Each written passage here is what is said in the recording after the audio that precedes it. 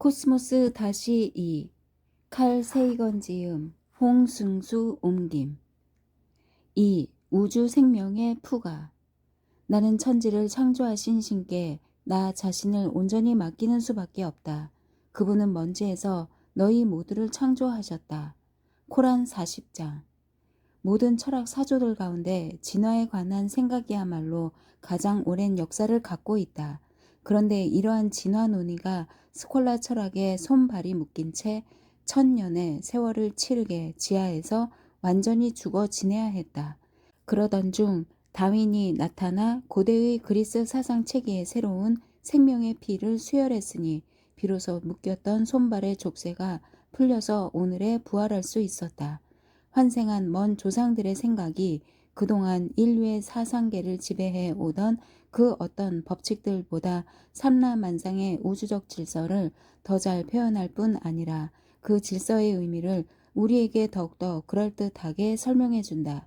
70여 세대를 이어온 우리 후손들의 고지식함과 줄기찬 맹신 그리고 미신을 오늘에 탓해 본들 무슨 소용이 있겠는가.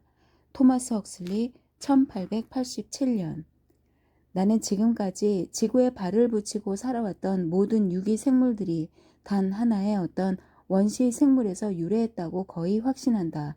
생명의 숨결이 최초로 불어넣어진 그 생물에서 다양한 형태의 모든 생물들이 비롯됐다고. 이러한 생명관에는 모종의 숭고함이 서려 있어. 우리 행성 지구가 불변의 중력 법칙에 따라 태양 주위를 거듭 도는 동안에 그리고 간단하기만 했던 원시 생물이 긴 진화의 과정을 밟으면서 다양한 형태의 수많은 생물 종으로 변신할 수 있었다. 그 원시 유기체가 우리 지구에서 이렇게 아름답고 저렇게 놀라운 생물들로 진화할 수 있었으며 그 진화는 지금도 계속되고 있다. 찰스 다윈 종의 기원 1859년 태양과 지구에 존재하는 원소들의 상당 부분이 별에서도 발견된다. 그러므로 성분의 관점에서 볼 때 우주는 하나의 물질 공동체를 이루고 있는 셈이다. 수많은 별들에서 발견되는 가장 흔한 원소들이 다름이 아닌 행성 지구에서의 생명 현상과 깊은 연관을 맺고 있는 수소, 나트륨, 마그네슘, 철 등이라니. 물질 공동체의 신비함에 우리는 그저 놀라기만 할 뿐이다. 그렇다면 밝게 빛나는 저 별들도 우리 태양과 같은 존재라는 추측이 가능하다. 별 하나하나도 우리 태양과 마찬가지로 자기 나름의 권속을 거느릴 것이며 중심에 자리 잡고 앉아서 자기 권속들에게 적정 에너지를 공급함으로써 저들을 생명이 서식할 터전으로 바꾸어 놓지 않았겠는가? 윌리엄 허긴스 1865년 지구 밖의 세계에는 어떤 생물이 살고 있을까?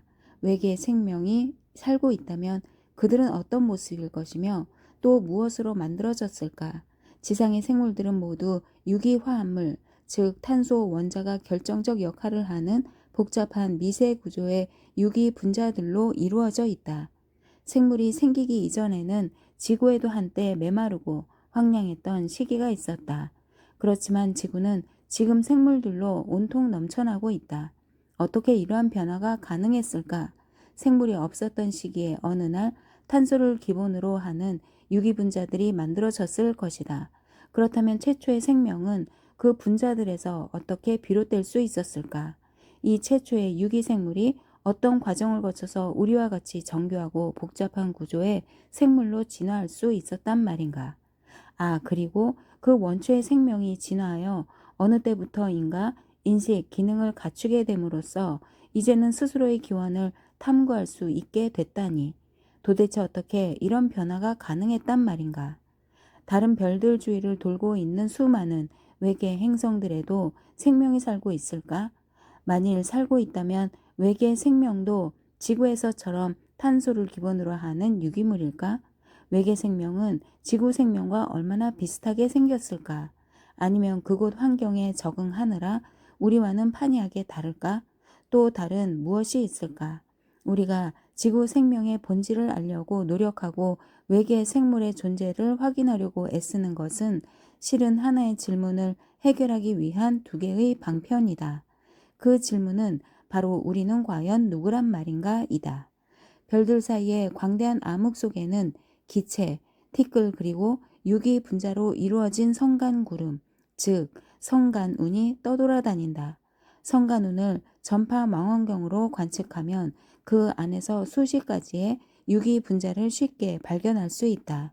성간운에 유기 분자가 풍부하다는 사실은 생물의 기본 물질이 우주 어디에나 존재할 것이라는 예측을 가능케 한다. 생명의 기원과 진화는 시간만 충분히 주어진다면 하나의 우주적 필연인 것이다. 은하수 은하에 있을 수십억 개의 행성들 중에는 생명이 발 붙일 수 없는 곳도 있을 것이다. 생명이 발생했다가 모두 죽어버린 곳도 있겠고 혹은 매우 간단한 형태에서 더 이상 진화하지 못한 곳도 있을 것이다. 그리고 외계 행성들 중에는 지구인보다 더 발달된 고도의 지성을 소유한 존재들이 지구 문명보다 훨씬 앞선 과학기술과 문화의 꽃을 피워낸 곳도 분명히 있을 것이다. 지구가 생명의 발생과 서식에 있어 완벽한 조건을 갖추게 된 것이 얼마나 놀라운 우연이며 지구인들에게 얼마나 큰 행운이냐고 감탄하는 소리를 우리는 주위에서 종종 듣게 된다. 적절하게 유지되는 온도, 액체 상태를 유지하는 물의 존재, 산소를 충분히 포함한 대기권 등 사람이 살아가는 데 꼭 필요한 조건들이 지구에 완벽하게 갖추어져 있는 듯하다. 하지만 이러한 감탄성 주장이 부분적으로는 원인과 결과를 혼동한 데에서 비롯된 것임을 알아둘 필요가 있다. 지구의 환경이 인류에게 훌륭한 조건을 제공하는 것 같이 느껴지는 이유는 모든 생물들이 지상에서 태어나서 바로 그곳에서 오랫동안 성장해 왔기 때문이다. 초기 생물들 중에서 지구 환경에 잘 적응하지 못한 종들은 모두 사라져 버렸다. 우리는 다행히 잘 적응할 수 있었던 유기물의 후손이다. 우리와 다른 세상에서 진화하고 적응해서 살아남은 물질들은 또한 자기네 환경을 극찬할 것임에 틀림이 없다. 지상의 모든 생물들은 서로 밀접하게 연결돼 있다. 같은 유기화학적 원리가 지상의 생물들을 지배하고 있다.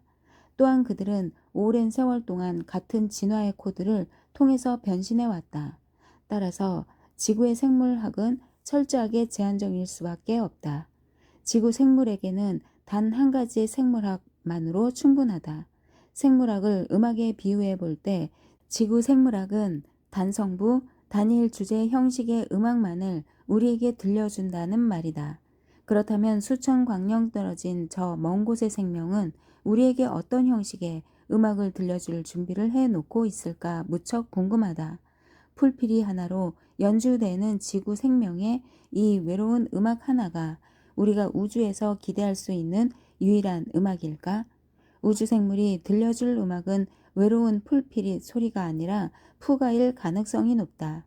우리는 우주 음악에서 화음과 불협화음이 교차하는 다성부 대위법 양식의 둔주곡을 기대한다. 10억 개의 성부로 이루어진 은하 생명의 푸가를 듣는다면 지구의 생물학자들은 그 화려함과 장엄함에 정신을 잃고 말 것이다.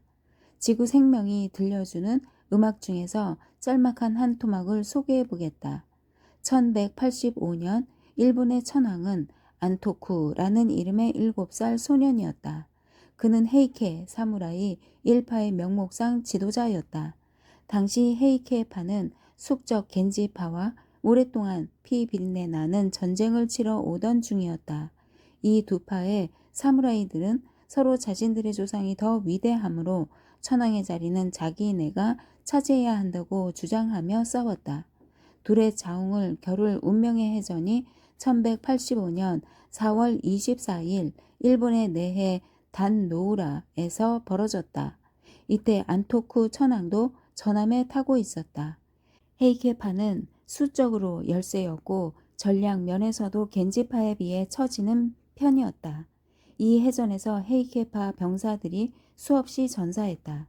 전투에서 간신히 살아남은 병사들도 나중에 바다에 몸을 던져 집단 자살했다. 천황의 할머니 니이는 천황과 자신이 적에게 포로로 잡혀 갈 수는 없다고 결심했다. 그 다음의 상황은 헤이케 이야기에 이렇게 적혀 있다. 그해 황제는 7살이었는데 나이에 비해 무척 조숙했다. 그는 매우 예쁘게 생겨서 얼굴에서부터 밝은 광채가 바라는 듯했다.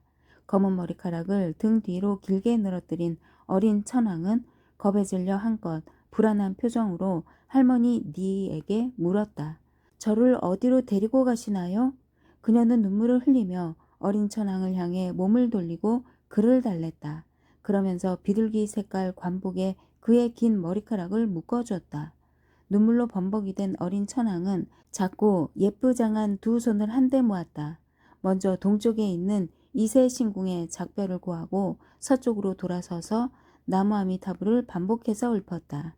니는 우리의 황도는 바다 저 깊은 곳에 있습니다. 라고 말한 뒤 두 팔로 어린 천황을 꼭 껴안은 채 출렁이는 파도 밑으로 가라앉았다.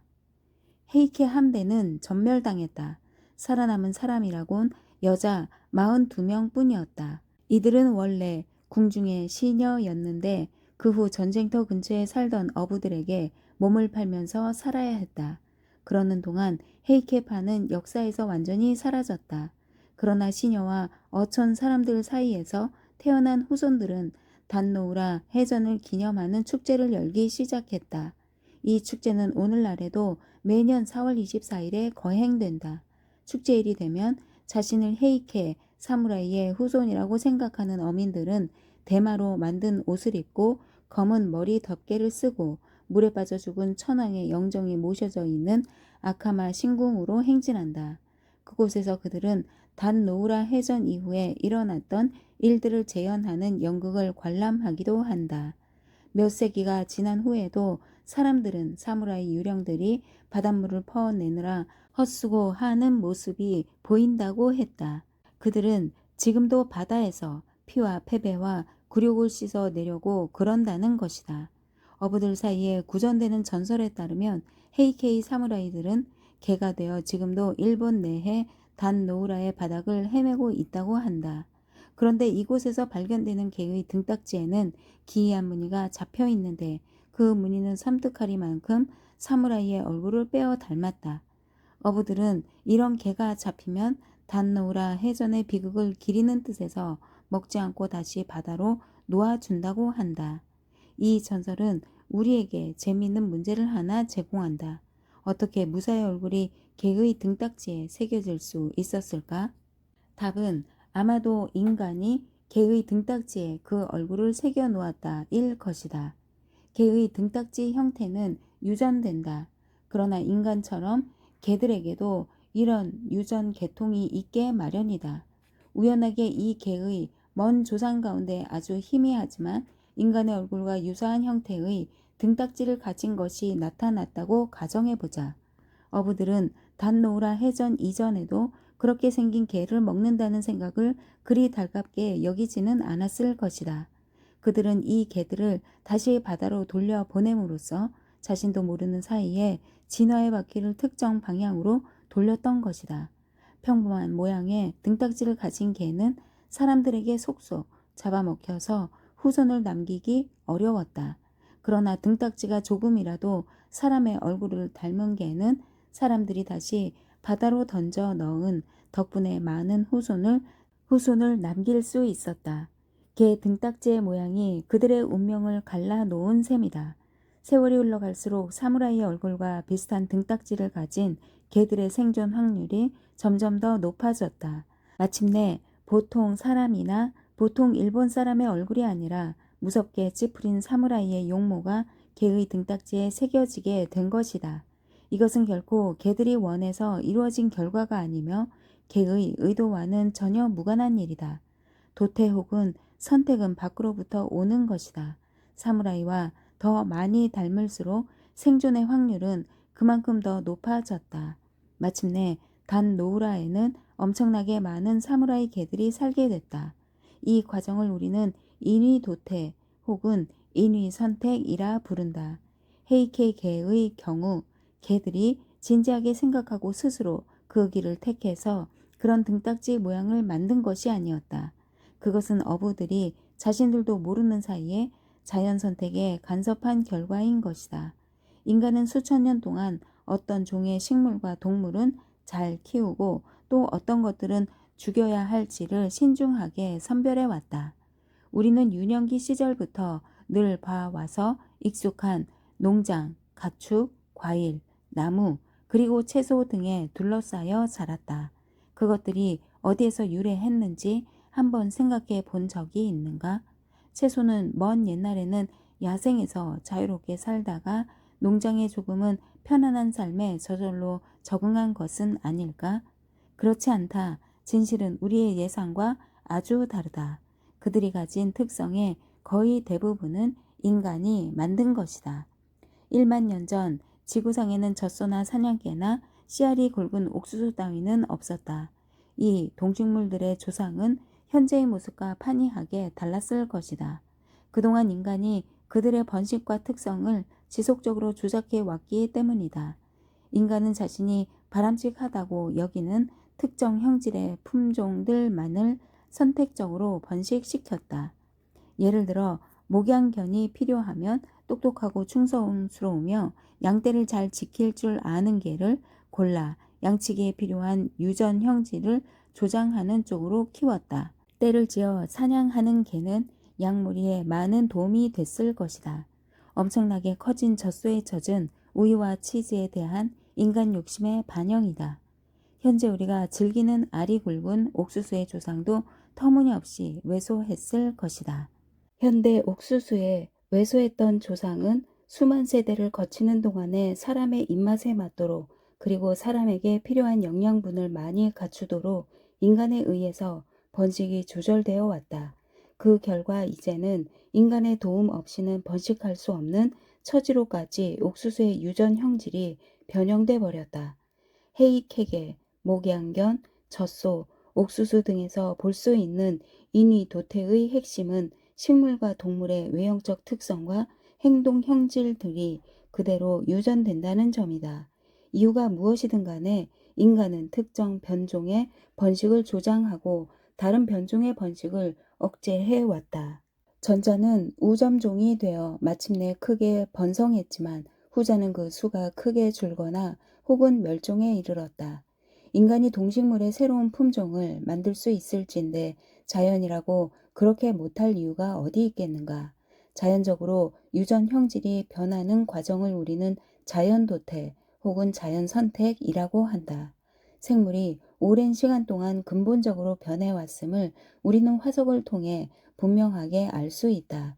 그렇다고 유전 형질의 변화가 억겁의 세월을 요하는 것은 아니다.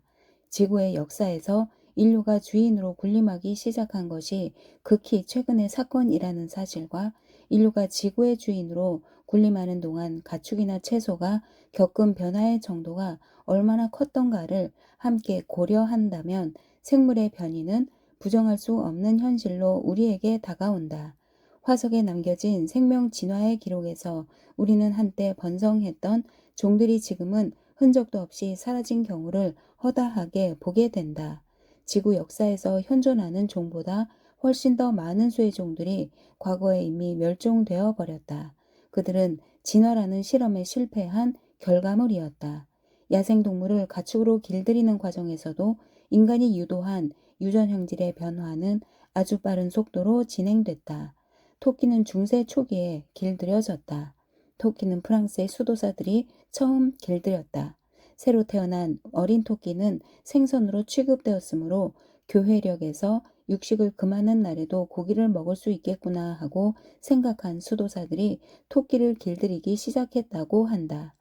커피의 재배는 15세기에, 사탕무의 재배는 19세기에 시작됐고 밍크는 아직도 가축화의 초기 단계에 있다.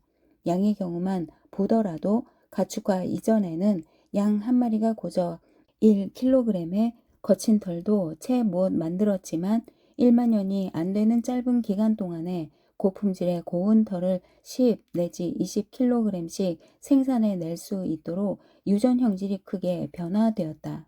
또 젖소 한 마리가 한 수유기 동안에 생산하는 우유의 양이 처음에는 수백 세제곱 센티미터에 불과했지만 요즘에는 수백만 세제곱 센티미터로 그 양이 엄청나게 증가했다.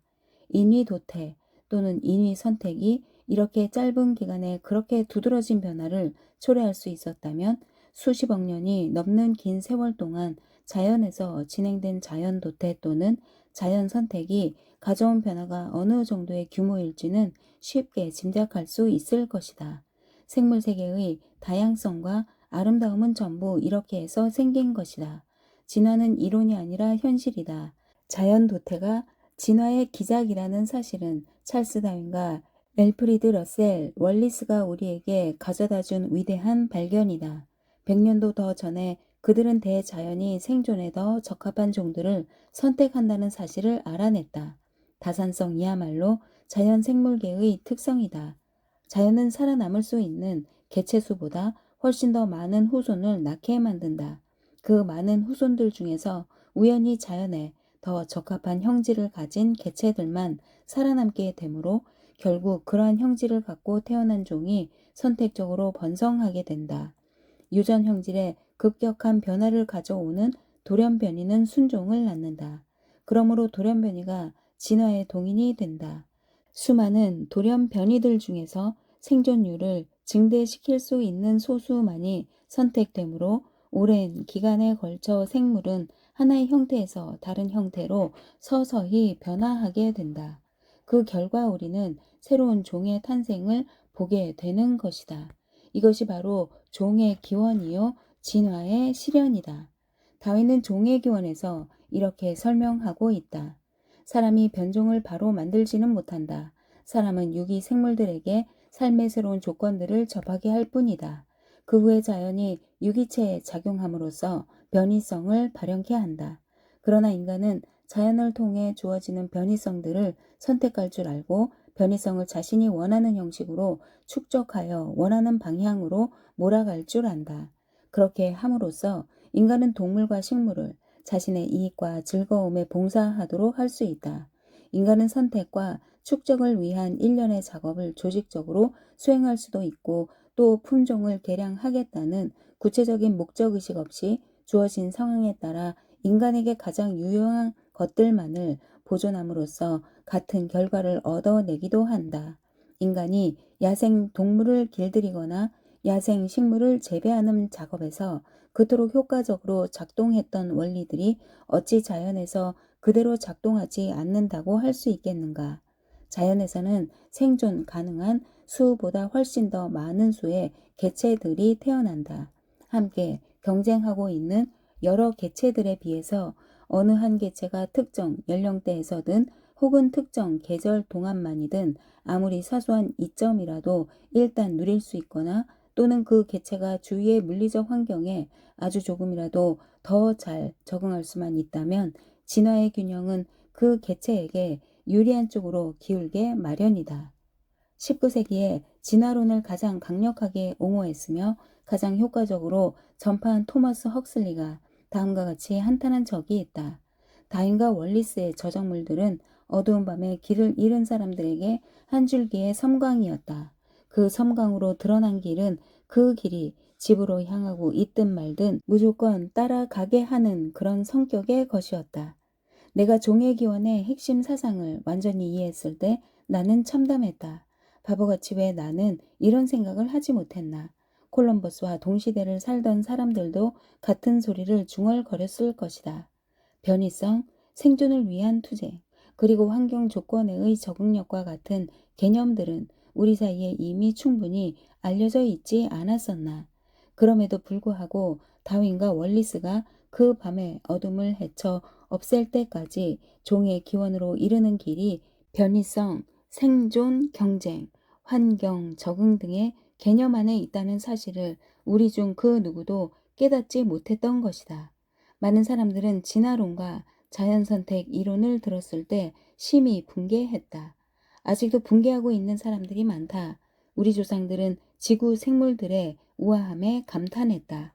즉 생물이 자기 기능 수행에 얼마나 적합한 구조를 하고 있는지 이해한 다음 이것을 위대한 설계자에 대한 증거로 삼았던 것이다. 아주 단순한 단세포 생물마저 가장 정교하다는 회중시계보다 훨씬 더 복잡하다. 그뿐만 아니라 회중시계는 자기 조립이 불가능하다. 회중시계는 진자로 작동하는 벽시계에서 전자시계로 서서히 여러 단계를 거쳐 저절로 진화한 것이 결코 아니다. 시계가 있으면 그 시계를 만든 자가 반드시 있게 마련이다.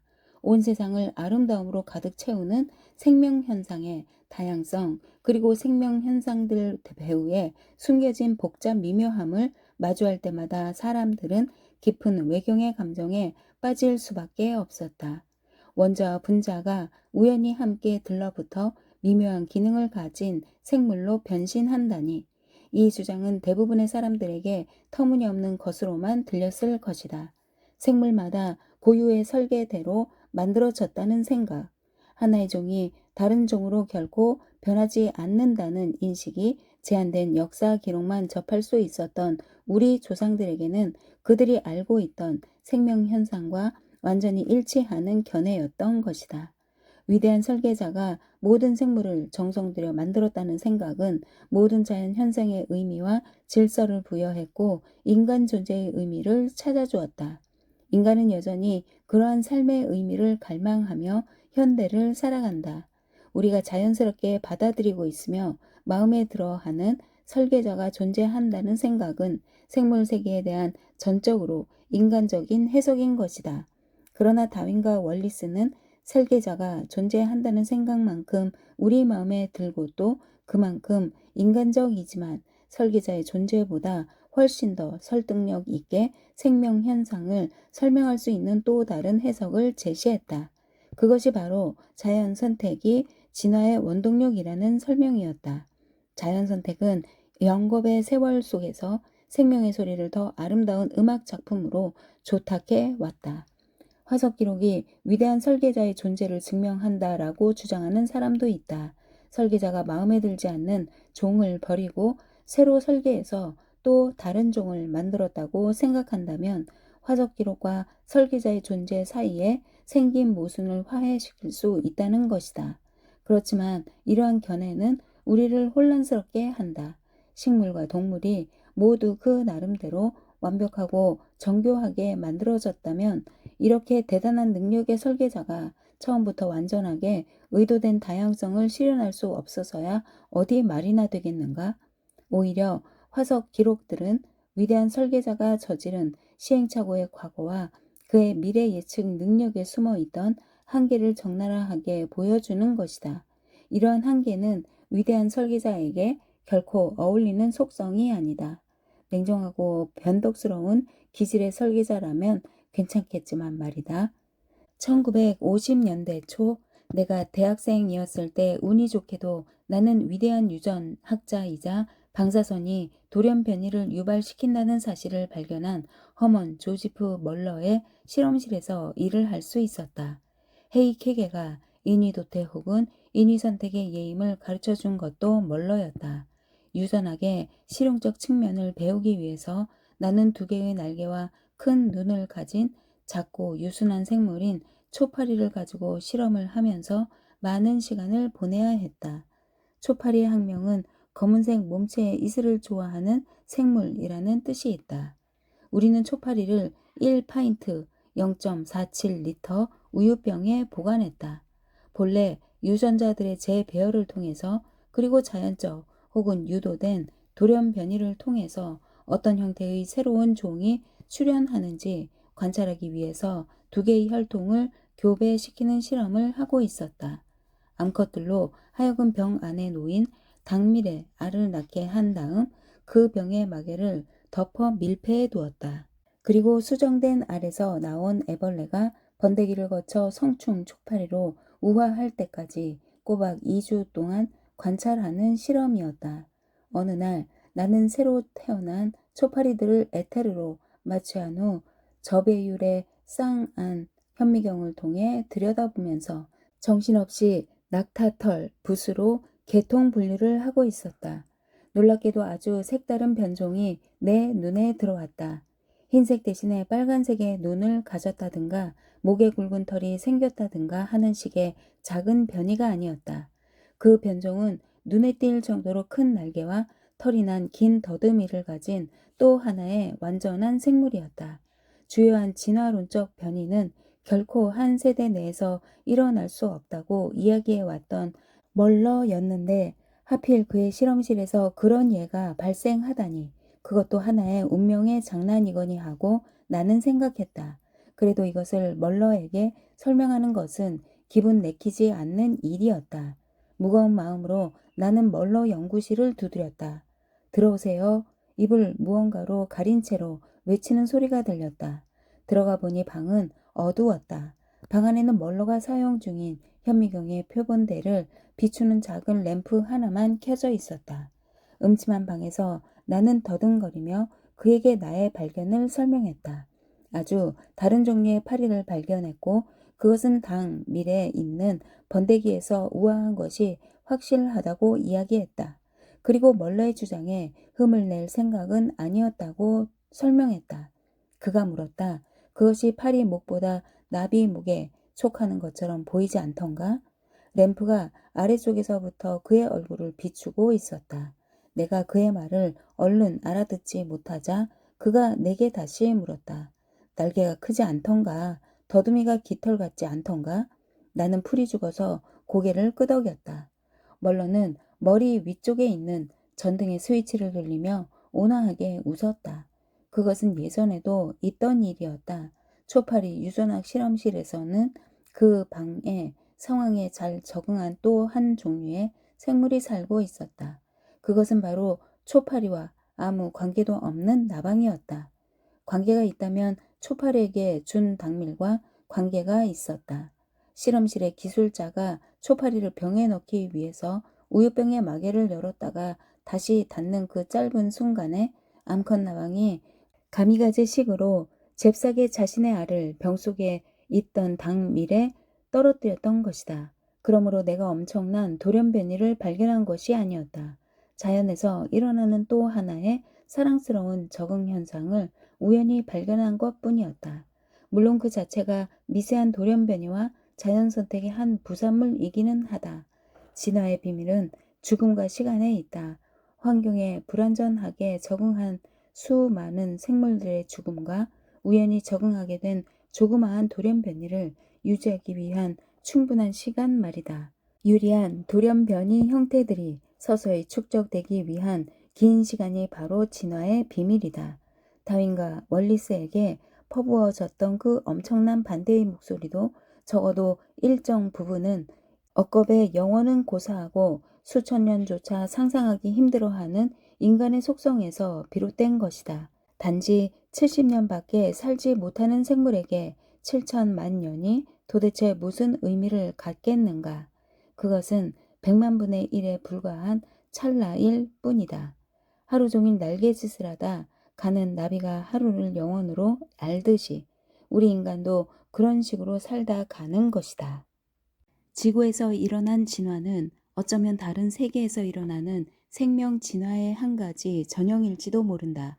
그러나 단백질과 관련해서 일어나는 화학적 현상이나 뇌에서 이루어지는 신경학적 현상들처럼 세부적인 면을 살펴본다면 지구의 생명 현상은 은하수 은하 그 어디에서도 기대할 수 없는 지구 생명만의 고유한 특성이라고 나는 믿는다. 지구는 대략 46억 년 전에 성간 기체와 티끌이 응축된 구름 속에서 만들어졌다. 화석 기록을 통해서 우리는 최초의 생명이 대략 40억 년 전 원시 지구의 바다나 연못에서 태어났다고 알고 있다. 최초의 생물은 오늘날의 단세포 생물만도 못한 것이었다. 단세포 생물은 고도로 정교한 형태를 구비한 어엿한 생물이다. 생명의 첫 걸음은 이보다 훨씬 보잘것없는 수준에서 시작했다. 원시 지구 대기의 주 성분은 수소 원자를 여러 개 가진 간단한 구조의 분자물들이다.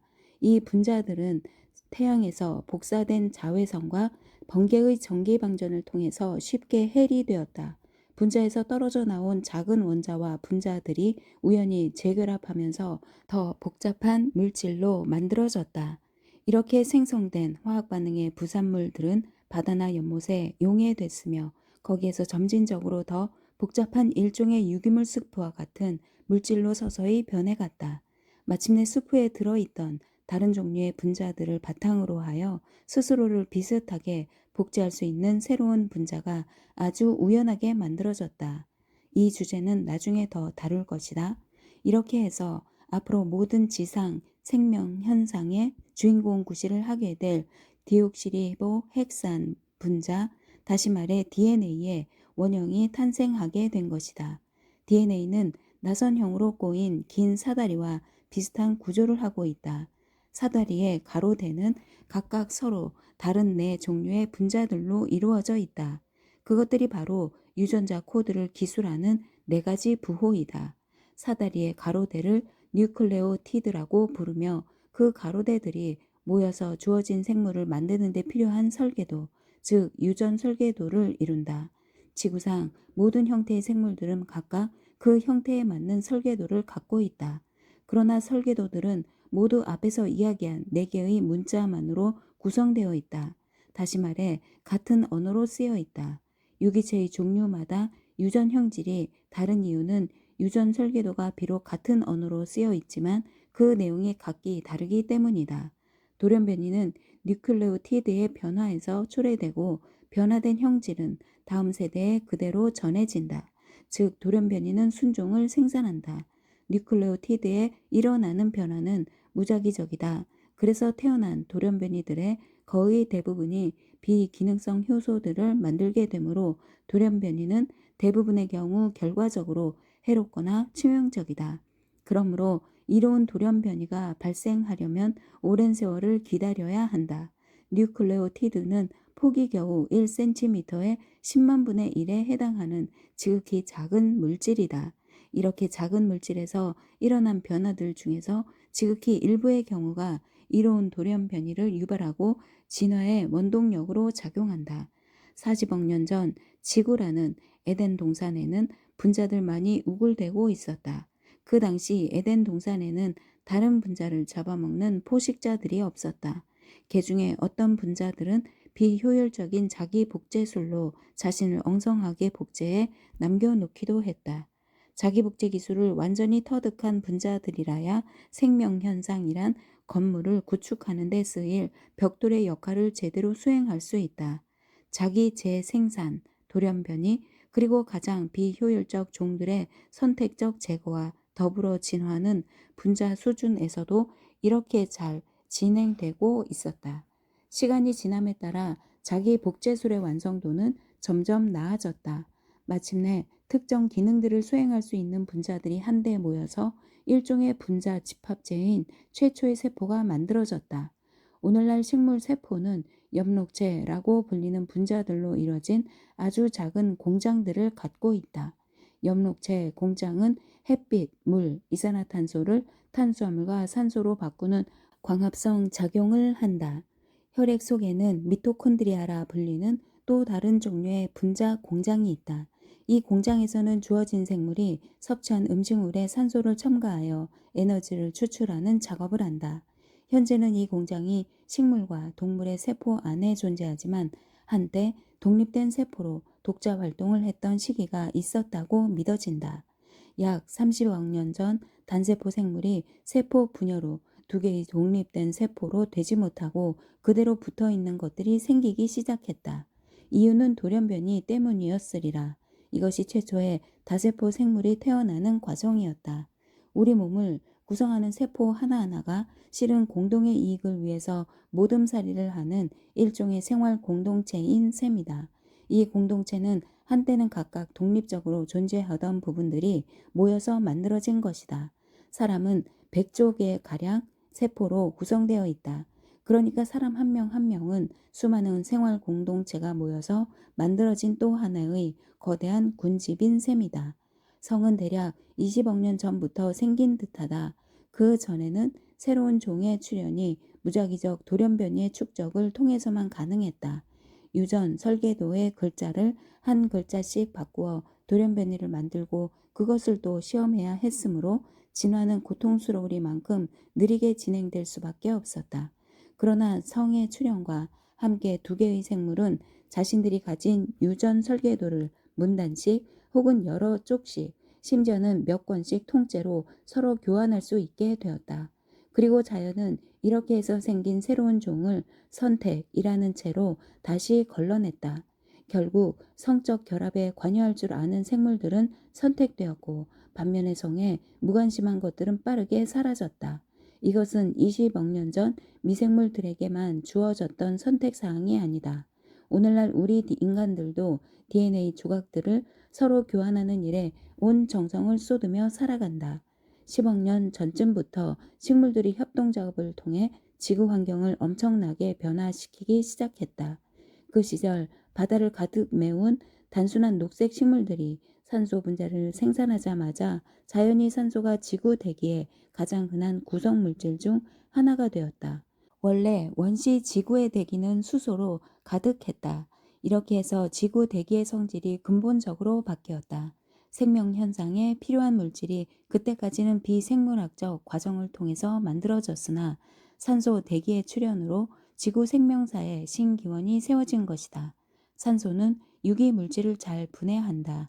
사람은 산소를 좋아하지만 산소는 무방비해 유기물에게는 근본적으로 독이나 다름없다. 지구 대기가 산화력이 강한 대기로 성격이 바뀌자 생물의 역사상 최대의 위기가 당시 생물들에게 닥쳐왔다. 산소의 분해력에 대처할 수 없던 생물들은 무더기로 사라져야만 했기 때문이다. 보틀리누스균이나 파상풍균과 같은 몇몇의 원시적 형태의 생물들만이 오늘날까지 간신히 살아남아 산소가 없는 환경을 골라서 그곳에서 번식하며 산다. 지구 대기의 질소는 산소보다 화학적 활성도가 많이 떨어지기 때문에 훨씬 무해한 분자이다. 그렇지만 지구 대기에 질소가 유지되는 과정에도 생물이 크게 관여하고 있다. 지구 대기의 99%가 생물 활동에 그 기원을 두고 있다고 해도 과언이 아니다. 그러므로 파란 하늘은 생물이 만든 것이라고 주장할 수도 있는 것이다. 생명의 탄생 이후 40억 년의 거의 대부분 기간 동안 지구의 생명계는 바다를 가득 채우고 있던 청록색의 조류들이 지배했다. 대략 6억 년 전부터 조류의 독과점 체제에 금이 가기 시작했고 이때부터 새로운 형태의 생물들이 폭발적으로 지구에 나타났다. 이것이 바로 캄브리아기 대폭발이라고 불리는 사건이다. 지구가 만들어지자마자 생명이 탄생했다고 해도 크게 잘못된 표현은 아니다. 그러므로 생명의 출현은 지구와 같은 행성의 환경에서 쉽게 일어날 수 있는 화학 반응들의 필연적 결과일 것이다. 그러나 생물은 30억 년이나 되는 긴긴 세월을 녹조류 수준에 그대로 머물러 있어야만 했다. 지구 생명이 특화된 기관들을 갖추고 체구가 큰 유기체로 진화하기가 생명의 출현 그 자체보다 훨씬 더 어려웠던 모양이다. 그러므로 우리가 외계 행성들을 탐사하다 보면 동물이나 식물이 서식하는 곳보다 미생물의 세상을 더 흔하게 발견하게 될 것이다. 캄브리아기 대폭발이 시작되자마자 다양한 형태의 생물들이 바다에 우글거리기 시작했다. 지금으로부터 5억 년 전쯤 지구에는 삼엽충이 엄청나게 많이 살고 있었다. 오늘날의 곤충과 비슷한 그들은 아름다운 동물이었다. 그 중에는 해저에서 무리를 지어 사냥하면서 살아가는 종들도 있었다. 삼엽충들은 편광을 감지할 수 있는 수정체의 겹눈을 가지고 있었다. 그러나 오늘날 지구에서는 살아있는 삼엽충을 찾아볼 수 없다. 이미 2억 년 전에 모두 멸종한 것 같다. 한때 지구상에 번성했던 동식물들 중에는 이렇게 완전히 사라진 예가 많이 있으며 현재 지구에서 볼 수 있는 생물들이 물론 과거에 모두 존재했던 것은 아니다. 오래된 암석과 화석 가운데 우리와 같은 동물들은 눈을 씻고 봐도 찾을 수가 없다. 종들은 잠깐 나타나 그럭저럭 살다가 완전히 멸종하고는 한다. 캄브리아기 대폭발 이전에도 새로운 종들의 출현과 멸종이 있었던 것 같지만 그 속도가 다소 느렸던 것 같다. 이렇게 추정할 수밖에 없는 것은 부분적으로 우리가 갖고 있는 정보의 양이 먼 과거로 갈수록 점점 더 줄어들기 때문일 수도 있다. 또 지구의 초기 역사에서 딱딱한 부위를 갖춘 생물들은 흔치 않은 데다가 부드러운 부위는 여간해서 화석으로 남지 않으므로 캄브리아기 이전의 생물이 이후보다 더 적다고 느껴지는 것일지도 모른다. 그러나 캄브리아기 대폭발 이전에 새로운 종의 출현이 매우 더뎠다는 것은 거의 확실한 사실이다. 세포의 구조나 생화학적 특성 등에서 달성될 수 있는 굉장히 어려운 진화가 외적 형태에까지 즉각적으로 반영되는 것은 아니다. 그러나 불행하게도 화석은 우리에게 외적 형태만 보여준다. 캄브리아기 대폭발 이후에는 환경에 놀랍도록 잘 적응하는 새로운 형태의 생물들이 숨 막힐 정도로 급하게 속속 나타났다. 최초의 어류에서 최초의 척추 동물로 빠르게 이어졌다. 바다에서만 살던 식물 중에 차츰 서식지를 육지로 옮기는 식물이 나타나기 시작했다. 그러면서 최초의 곤충이 태어났고 그 후손들이 땅에서 사는 육서 동물의 선구자가 됐다. 뒤이어 날개 가진 곤충이 양서류와 함께 나타났다. 페어를 닮은 양서류는 바다와 육지 양쪽에서 살 수 있었다. 그리고 지구의 최초의 나무가 등장했고 최초의 파충류가 출현해 공룡으로 진화해 갔다. 그리고 포유류가 지상에 출현했다. 그 후 최초의 새와 최초의 꽃이 생겨났다. 공룡이 멸종하고 돌고래와 고래의 조상인 가장 초기의 고래류가 나타났다. 같은 시기에 원숭이 유인원, 인간의 공동 조상인 영장류가 지상의 그 모습을 드러냈다. 1000만 년 전에 인간과 아주 비슷한 생물이 처음으로 나타났으며 그들이 진화함에 따라 뇌의 크기도 현저하게 커졌다. 그리고 그 후, 그러니까 지금으로부터 겨우 수백만 년 전에 최초의 인간이 나타났다. 인류의 조상이 숲에서 성장했기 때문인지 우리는 자연스럽게 숲의 친근감을 느낀다. 하늘을 향해 우뚝 서 있는 저 나무들이 얼마나 사랑스러운가. 나뭇잎들은 광합성을 하기 위해서 햇빛을 받아야 한다. 그래서 나무는 주위에 그늘을 들이움으로써 자기 주위의 식물들과 생존, 경쟁을 한다. 나무들이 성장하는 모습을 자세히 관찰하면 나무들이 나른한 은총을 차지하기 위해 서로 밀고 밀치며 씨름하는 것을 발견할 수 있다. 나무는 햇빛을 생존의 동력으로 잡는 아름답고 위대한 기계이다. 땅에서 물을 길어 올리고 공기 중에서 이산화탄소를 빨아들여 자신에게 필요한 음식물을 합성할 줄 안다. 그 음식의 일부는 물론 우리 인간이 탐내는 것이기도 하다. 합성한 탄수화물은 식물 자신의 일들을 수행하는 데 필요한 에너지의 원천이 된다. 궁극적으로 식물에 기생해서 사는 우리 같은 동물은 식물이 합성해 놓은 탄수화물을 훔쳐서 자기 일을 수행하는 데 이용한다.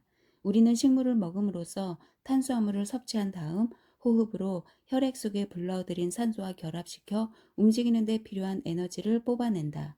그리고 우리가 호흡 과정에서 뱉은 이산화탄소는 다시 식물에게 흡수돼 탄수화물 합성에 재활용된다. 식물과 동물이 각각 상대가 토해내는 것을 다시 들이마신다니 이것이야말로 환상적인 협력이 아니고 또 무엇이겠는가. 이것은 지구 차원에서 실현되는 일종의 구강대 기공의 인공호흡인 것이다. 그리고 이 위대한 순환작용의 원동력이 무려 1억 5천만 킬로미터나 떨어진 태양에서 오는 빛이라니 자연이 이루는 협력이 그저 놀랍기만 하다. 알려진 유기분자의 수는 100억 개가 넘지만 이 중에서 생명 현상의 필수 요원으로 활동하는 것은 약 50종 뿐이다. 동일한 조합의 분자들이 여러 가지의 기능을 발휘하는데 반복해서 사용된다. 분자들의 조합이 하나의 모듈로 쓰이는 것이다. 그러므로 지구 생명은 주어진 기능을 수행하는 데 최대의 경제성을 유지하는 아주 영리한 존재이다. 지구에서 볼 수 있는 모든 생명 현상의 뿌리에는 세포의 화학 반응을 조절하는 단백질 분자와 유전 설계도를 간직한 핵산이 있다. 더욱 놀라운 사실은 본질적으로 같은 단백질 분자와 핵산 분자가 모든 동물과 식물에 공통적으로 관여한다는 점이다. 그러므로 생명 기능이라는 관점에서 볼 때 참나무와 나는 동일한 재료로 만들어졌다고 해도 무리가 없다. 좀 더 먼 과거로 거슬러 올라간다면 동물인 나와 식물인 참나무의 조상은 같다. 살아있는 세포는 은하의 별의 세계만큼 복잡하고 정교한 체계를 이룬다. 세포라는 이름의 이 지극히 정교한 기구는 40억 년의 긴 세월을 거치면서 힘들게 걸어온 진화의 결정이다. 우리가 먹는 음식물에 있는 영양분들은 세포라는 장치를 통해 그 모습과 성격이 계속해서 바뀐다. 오늘의 백혈구 세포가 엊그제 먹은 시금치 나물이라는 이야기이다. 세포는 어떻게 일을 수행하는가? 세포 안에는 아주 복잡하고 정교한 구조물들이 미로 같이 늘어져 있는데 이것들이 세포 형태를 유지하고 한 물질을 다른 물질로 변화시키고 에너지를 저장하며 자기 복제를 준비하는 등 생명 현상에 필요한 다양한 기능을 수행한다. 세포 안에 있는 분자 덩어리들은 거의 대부분 단백질이다. 왕성하게 활동 중인 것들이 있는가 하면 대기 중인 것들도 있다. 가장 중요한 단백질은 세포 안에서 화학 반응을 조절하는 효소이다. 효소는 공장의 조림 라인에서 일하는 숙련 노동자와 같아서 자신의 맡은 바 기능을 분자 수준에서 수행한다. 예를 들어 보자. 핵산의 재료 중 하나인 뉴클레오티드 구아노신 포스페이트를 만드는 과정의 네 번째 단계를 특정 단백질이 담당한다면 또 다른 단백질 분자는 세포가 필요로 하는 에너지를 생산하기 위해 당을 분배하는 과정의 11번째 단계를 책임진다는 식이다. 효소가 공장에 주어진 기능 전체를 이끌어가는 주체는 아니다. 그 주체는 핵산이다. 효소들은 그저 핵산이라는 감독관이 보내는 지침에 따라 행동할 뿐이다. 심지어 자기 자신을 만들어내는 작업도 감독관의 지시에 따라야 가능하다. 핵산은 세포의 핵에 자리한다. 핵은 세포 왕국에서 함부로 출입할 수 없는 구중궁궐과 같은 곳이다. 이제 세포의 핵 속을 들여다보자. 거기에서 우리는 국수 공장의 폭발 현장과 유사한 풍경을 목격하게 될 것이다. 수많은 코일과 가닥이 서로 얽히고 설켜 있는데 그것들이 DNA와 RNA라는 이름의 두 가지 핵산이다. DNA는 무엇을 해야 할지 업무 수행의 구체적 단계를 알고 있으며 그 내용을 기술하는 코드를 갖고 이에 따라 지침을 하달한다. RNA는 DNA가 하달하는 지침들을 받아서 세포의 여기저기로 전달하는 임무를 수행한다. 이들은 40억 년에 걸친 진화의 정수로서 세포가 또는 나무가 혹은 인간이 생명 현상을 유지하는 데 필요한 활동의 모든 정보를 자기 안에 담고 있다. 인간의 언어로 기술한다면 인간 DNA의 총 정보는 두꺼운 책 100권에 해당한다. 한술 더 떠서 DNA는 자신을 복제하는데 필요한 정보도 모두 갖고 있다. 복제는 아주 완벽하게 이루어진다. 복제 과정에서 차이가 생기는 경우는 비록 미소한 차이라도 지극히 드물다. 그러므로 DNA는 참으로 엄청난 양과 질의 정보를 갖고 있는 셈이다.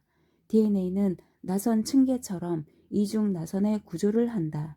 하나의 나선 가닥을 따라 늘어서 있는 뉴클레오티드의 배열 순서가 생명의 음악을 기술하는 악보인 셈이다. 특정 임무를 수행하는 어떤 효소의 작용으로 꼬였던 두 개의 나선이 풀리기 시작하면서 각각의 나선이 상대방 나선의 뉴클레오티드 배열과 동일한 배열의 나선을 복제한다. DNA 중합체 효소라고 불리는 특수 기능의 효소가 이중 나선의 해체가 진행되는 동안 복제가 거의 완벽하게 되도록 돕고 확인한다. 복제에 실수가 생겨서 잘못 끼워진 뉴클레오티드는 잘라내고 제대로 된 것으로 대체하는 효소들도 활동한다. 효소가 비록 분자만한 기계라고 하지만 그들은 참으로 엄청난 일을 수행한다. DNA는 완벽한 자기 복제를 통해 유전 형질을 보존하고 전달하는 일을 한다. 이와 더불어 핵의 DNA는 전달자 RNA라고 불리는데 또 다른 핵산을 합성하여 세포의 신진대사 활동을 관장한다. 전달자 RNA는 핵 밖으로 이동한 후 정확한 시간과 장소에서 특정 효소의 생성을 조절한다. 결과적으로 효소가 하나 생성되고 이 효소는 세포 내 화학 반응의 특정 단계를 관리한다. 인간의 DNA는 10억 개의 뉴클레오티드로 연결된 두 개의 나선이 이루는 매우 긴 사다리처럼 생겼다.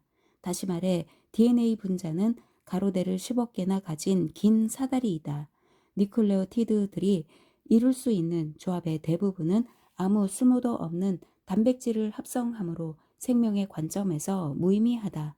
우리같이 복잡한 생물의 경우에도 유용한 핵산 분자는 극히 제한되어 있다.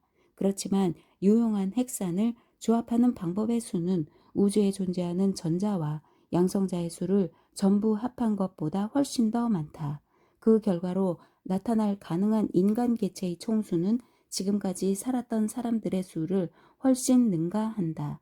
핵산의 가능한 조합들 중에서 지금까지 지상에 살았던 그 어떤 인간을 통해서도 구현되지 않은 조합들이 아직 무수히 많이 남아있다니 우리는 여기에서 인간이라는 종이 가진 잠재력이 어마어마하다는 결론을 내릴 수 있다. 그렇다면 앞으로는 지금까지 지상에 살았던 그 어떤 인간보다 뛰어난 인간을 설계할 수 있을지도 모른다.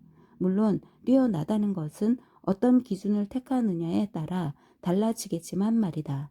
다행스럽게도 뉴클레오티드의 순서를 어떻게 바꾸어야 새로운 인류를 만들 수 있을지 아직은 잘 모른다.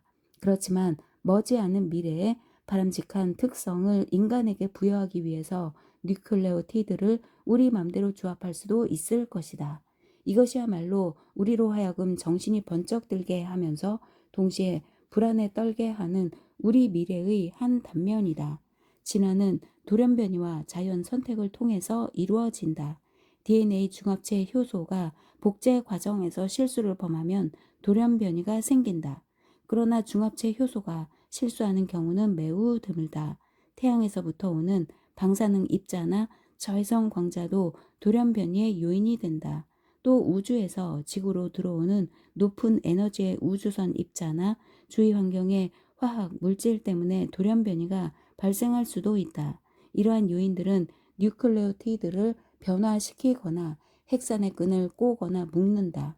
돌연변이율이 너무 높으면 40억 년 동안 공들여 쌓아온 진화 유산의 탑이 송두리째 무너진다. 반대로 너무 낮으면 미래의 환경 변화에 적응할 새로운 종이 모자란다. 생물의 진화는 돌연변이와 자연선택 사이에 정확한 균형을 필요로 한다. 이러한 균형이 이루어질 때 새로운 환경에 놀랄 만큼 잘 적응하는 생물들이 탄생한다. DNA의 뉴클레오티드 하나가 바뀌면 그 DNA가 지정하는 단백질의 아미노산 하나에 변화가 초래된다. 유럽 사람들의 적혈구는 대체로 둥글다. 그런데 아프리카 사람들 중에는 적혈구가 초승달이나 낫처럼 생긴 사람들이 있다. 낫 모양의 적혈구는 산소를 둥근 것보다 덜 운반하므로 빈혈증을 유전시킨다. 그렇지만 말라리아에는 강한 저항력을 제공한다. 두말할 나위 없이 말라리아에 걸려 죽는 것보다 빈혈증과 함께 살아가는 게 낫다. 이렇게 두드러진 차이가 뉴클레오티드 하나에서 유발되는 것이다.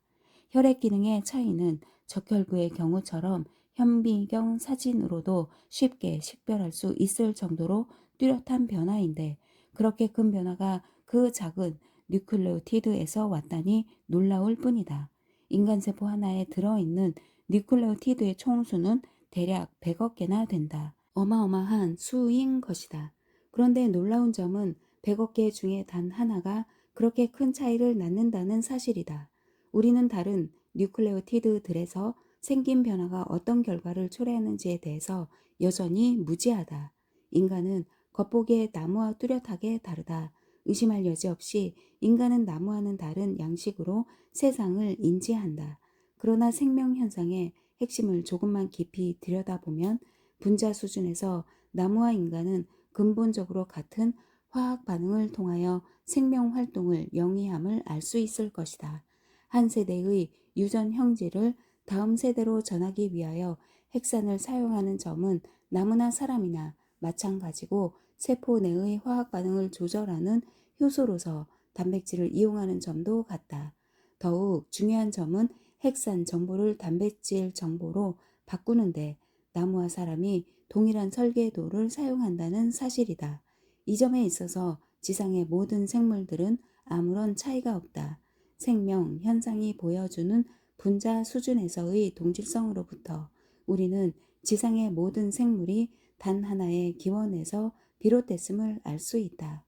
나무, 사람, 아귀, 심지어 변형균과 집신벌레 같은 지구의 모든 생물이 과거로 올라가면 단 하나의 조상으로 수렴한다는 결론이다. 그렇다면 생명의 기원인 바로 그 물질은 지구 생성 초기에 과연 어떻게 만들어질 수 있었을까? 나는 코넬 대학교의 실험실에서 여러 가지를 연구하고 있다. 구체적으로는 생명이 탄생하기 전에 유기 반응을 관찰하고 있다. 이것은 생명의 음악을 악보에 옮겨 적는 작업이다. 그중 한 가지 실험을 소개해 보겠다. 원시지구의 대기를 재현하기 위하여 투명한 용기에 수소, 수증기, 암모니아, 메탄, 황화수소의 혼합기체를 채운 다음 그 안에서 전기 방전을 일으켰다. 우리는 이와 비슷한 성분의 혼합기체를 오늘날 목성의 대기에서 실제로 볼 수 있다. 실은 이런 혼합물은 목성뿐 아니라 코스모스의 도처에 존재할 것이다. 전기 방전을 일으킨 것은 옛 지구와 현재 목성에서 공히 볼 수 있는 번개 현상을 재현하기 위함이다. 처음에는 용기 안에 들어있는 성분 기체를 육안으로 확인할 수 없었고 반응 용기도 그대로 투명했다. 그러나 전기 불꽃을 10분쯤 발생시키자 이상한 갈색의 물질이 용기의 벽을 타고 흘러내리기 시작했다. 이윽고 용기 내부가 점점 불투명해지면서 타르 같은 갈색 물질이 용기의 벽을 덮었다. 형성 초기에 태양이 자외선을 많이 방출했으므로 전기 방전을 일으키는 대신 자외선을 쪼여줄 수도 있었다. 그러나 결과는 대동소이했을 것이다. 그 타르 물질에는 대단히 복잡한 유기 분자들이 가득했고 그 중에 단백질과 핵산을 구성하는 분자들이 다량 포함되어 있었다. 생물의 재료 물질은 이같이 쉽게 만들어질 수 있었던 것이다. 이런 실험을 가장 먼저 한 사람은 스탠리 밀러였다. 밀러는 1950년대 초에 이 실험을 수행했는데 당시 그는 화학자 헤럴드 유리의 지도를 받는 대학원생이었다. 유리는 원시 지구의 대기가 코스모스의 대부분이 그러하듯이 수소로 가득했다고 주장했다. 시간이 흐르는 동안 지구에서는 수소가 조금씩 우주로 새어 나갔지만 거대한 목성에서는 수소가 아직 그대로 잡혀 있다. 유리는 지구 생명의 기원체가 수소가 지구에서 완전히 달아나기 이전에 발생했다고 강력히 주장했다. 유리가 이러한 기체에 전기 불꽃을 일으켜 보자고 제안하자 누군가가 그와 같은 실험에서 도대체 무엇을 기대할 수 있는지 그에게 물었다. 유리의 대답은 바일슈타인 단 한마디였다. 바일슈타인은 독일에서 출간된 28권의 화학 총서로서 그 책에는 화학자들이 알고 있는 유기 분자들이 모두 실려 있다. 원시 지구에 있었을 가장 흔한 종류의 기체들을 모아놓고 거기에 화합, 결합을 깰 수 있을 정도의 에너지를 공급하니까 생물의 기본 재료가 될 수 있는 물질들이 만들어졌다. 자외선 복사든 전기 방전이든 그 어떤 형태의 에너지라도 좋았다. 그러나 우리의 용기 안에는 생명 음악의 음표만 떠돌았지. 거기에서 생명의 음악 그 자체는 들을 수 없었다. 분자 수준의 재료들을 정해진 순서에 따라 결합해야만 생명의 음악이 가능해진다. 분명히 생명은 단백질을 구성하는 아미노산과 핵산을 구성하는 뉴클레오티드 이상의 그 무엇이었던 것이다. 그러나 이러한 재료들을 길게 배열하여 긴 사슬 모양의 분자를 만들기만 해도 그것으로 우리의 실험은 엄청난 진전을 본 것이나 다름없다. 원시 지구와 같은 조건에서 아미노산들이 서로 조합하여 단백질과 유사한 물질들을 만들어냈으며 그중 일부는 지금의 효소처럼 유용한 화학 반응을 서투르게 남아 조절할 줄 알았다. 뉴클레오티드끼리 26개씩 결합하여 핵산 가닥들을 만들기도 했다. 실험관 내의 환경을 적절히 조절하면 짤막한 핵산들이 자기 자신을 복제하는 경우도 볼 수 있었다. 지금까지 그 누구도 원시 지구에 기체와 물을 시험관에 함께 넣어 각종 반응을 겪게 한 다음 거기에서 무엇인가 꼬물거리는 것이 기어 나오게 한 적은 한 번도 없다. 지금까지 알려진 생물 중에서 가장 작다는 바이로이드만 하더라도 1만 개 정도의 원자로 구성되어 있다. 바이로이드는 바이러스보다 작은 RNA 병원체로서 작물에 몇 가지의 병을 유발하는데 자기보다 더 단순한 유기체가 아니라 오히려 더 복잡한 것에서 진화된 것으로 보인다. 게다가 그렇게 진화한 것도 얼마 되지 않았다. 바이로이드보다 더 단순한 생물을 상기하기는 그리 쉬운 일이 아니다. 바이로이드는 단백질 막을 가지는 바이러스와는 달리 핵산으로만 구성돼 있다. 그것은 단지 선형 혹은 구형의 구조를 가진 한 가닥의 RNA이다. 바이로이드는 시종 일관 꾸준히 노력하는 기생체이기 때문에 그렇게 작은 존재이지만 여전히 크게 번성할 수 있는 것이다. 바이러스와 마찬가지로 바이로이드들은 자기보다 훨씬 크고 잘 작동하는 세포 안에 있는 분자 수준의 공장을 점령해서 세포 대신 바이로이드를 만드는 공장으로 그 공장의 기능을 바꿔버린다. 독립적으로 살 수 있는 생물들 중에서 가장 작다고 알려진 것으로 늑막 폐렴균과 유사한 극히 작은 생물 야수들이 있다. 그것들은 대략 5천만 개의 원자로 구성되어 있다. 생명 현상에 필요한 많은 일들을 스스로 처리해야 하는 이러한 생물들은 물론 바이러스나 바이로이드보다 훨씬 더 복잡한 구조를 하고 있다. 그러나 현재 지구의 환경은 단순한 형태의 생물들에게 매우 불리하다. 그들은 생존을 위하여 열심히 일을 해야 할 뿐 아니라 늘 포식자들을 조심해야 한다.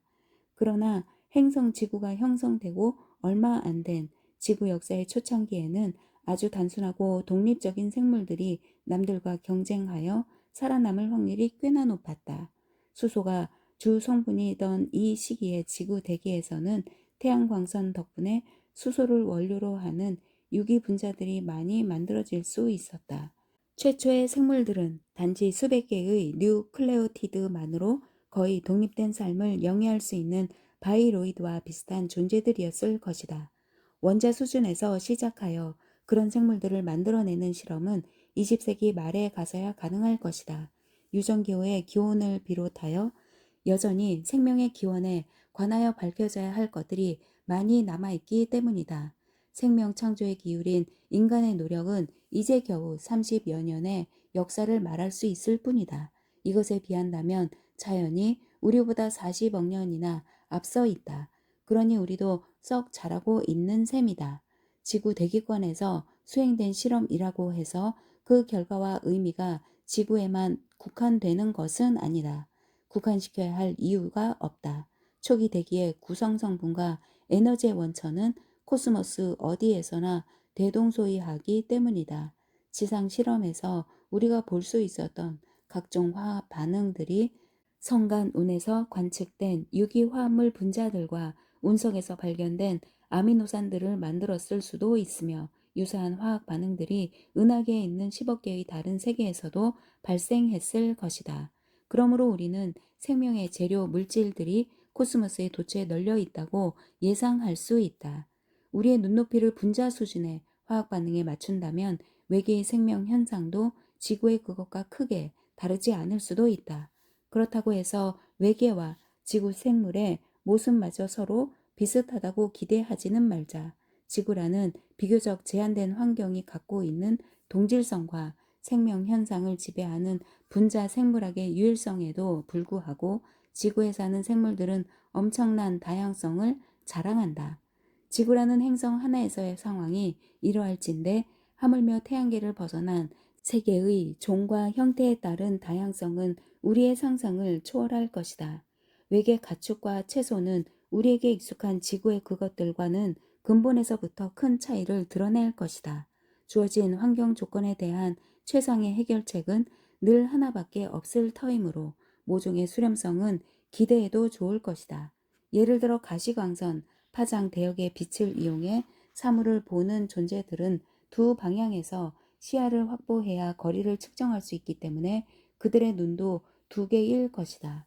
그러나 진화의 긴 역사에서 볼 수 있었던 무작위성의 위력을 감안한다면 외계 생물들은 그 됨됨이로 우리에게 엄청난 충격을 줄 것임에 틀림이 없다.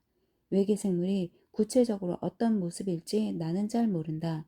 생물의 모습에 관하여 내가 갖고 있는 정보는 지극히 제한적일 수밖에 없고 내가 갖고 있는 정보의 대부분이 지구 생물들에서 얻은 것이기 때문이다. 공상과학 소설을 쓰는 작가나 예술가 중에 외계 생물의 모습을 추측하여 제시하는 이들이 많다. 나는 그들이 제시하는 것을 대부분 부정적으로 본다. 내 생각에 그들은 우리가 이미 알고 있는 생물의 형태에 지나치게 집착하는 것 같다. 지구의 특정 생물이 고유의 모습을 갖게 된 데에는 저마다 그 나름의 사연이 있게 마련이다. 그리고 그 사연에는 재현되기 힘든 수많은 단계들이 숨어 있을 것이다. 나는 외계 생물이 지구의 파충류나 곤충이나 인간을 많이 닮았을 것이라고 생각하지 않는다.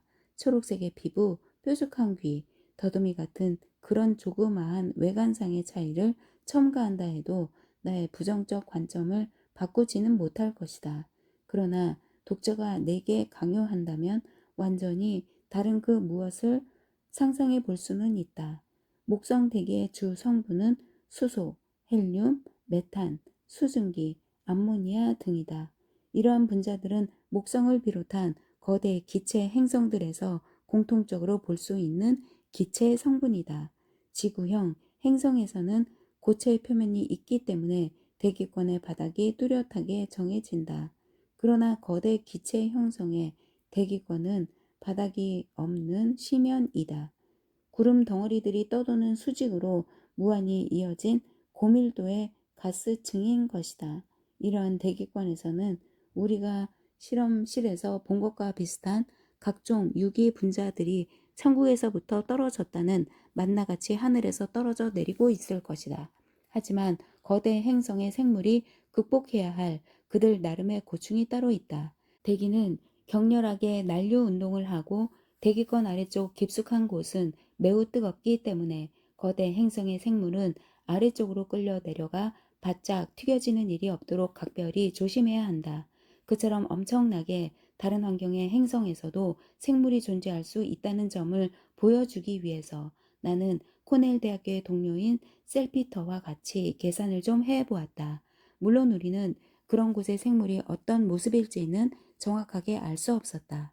그러나 우리는 그와 같은 세계에서도 생물이 살 수 있는지를 물리학과 화학의 범주 안에서 살펴보고 싶었던 것이다. 거대 행성이라는 조건에서 살아남을 수 있는 방법은 무엇일까? 그 중에 한 가지는 튀겨지기 전에 재빨리 번식하여 후손의 일부가 상승 기류를 타고 대기권의 서늘한 상층부로 이동해 가기를 바라는 것이다. 그렇게 하려면 생물들의 덩치가 아주 작아야 할 것이다. 이러한 생물들을 우리는 추라고 부른다. 그러나 찌 같은 생물도 생각해 볼 수 있다. 일종의 커다란 수소 풍선 같은 생물 말이다. 그들은 헬륨과 헬륨보다 무거운 기체는 자신의 몸 밖으로 내보내고 몸 안은 가장 가볍고 뜨거운 수소 기체로만 채운다.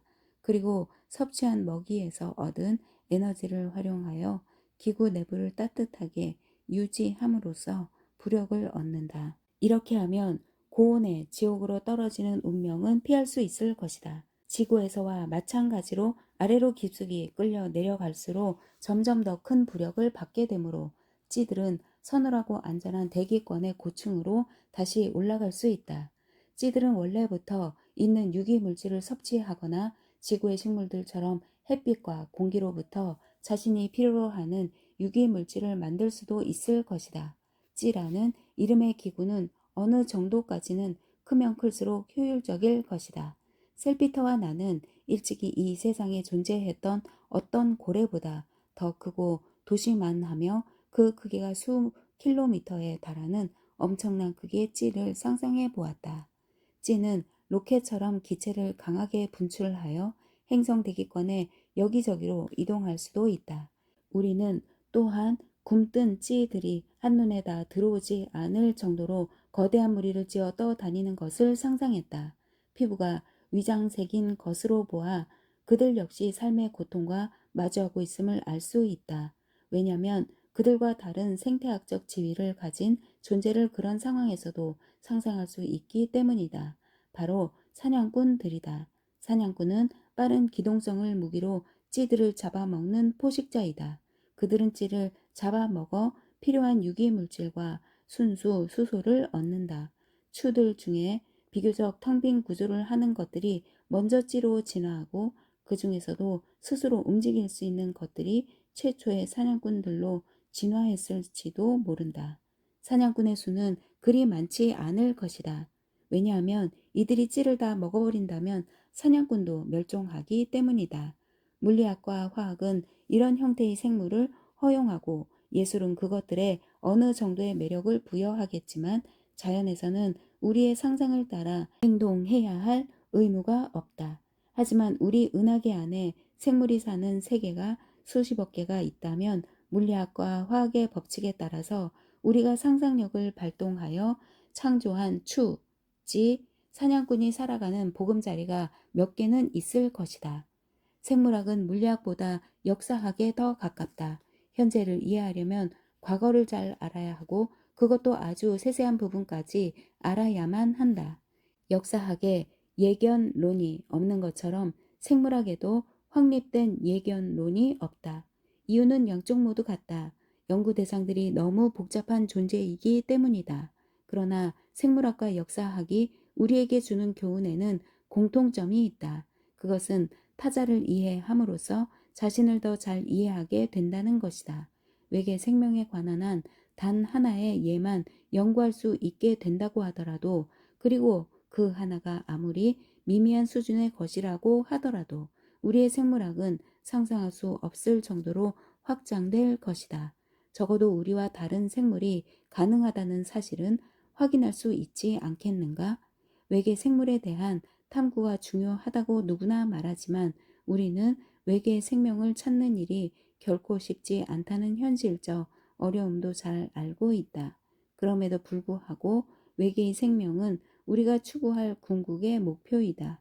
왜냐하면 그것이 우리 자신을 더 잘 이해할 수 있게 해줄 것임에 틀림없기 때문이다. 우리는 이제껏 지구라는 작은 세상이 들려주는 생명의 음악만 들어왔다. 이것은 우주를 가득 채운 생명들이 연주하는 푸가의 한 성부만을 들어온 셈이다. 자, 이제 저 웅장한 우주 생명의 푸가에 남은 성부들의 귀를 기울여 보자.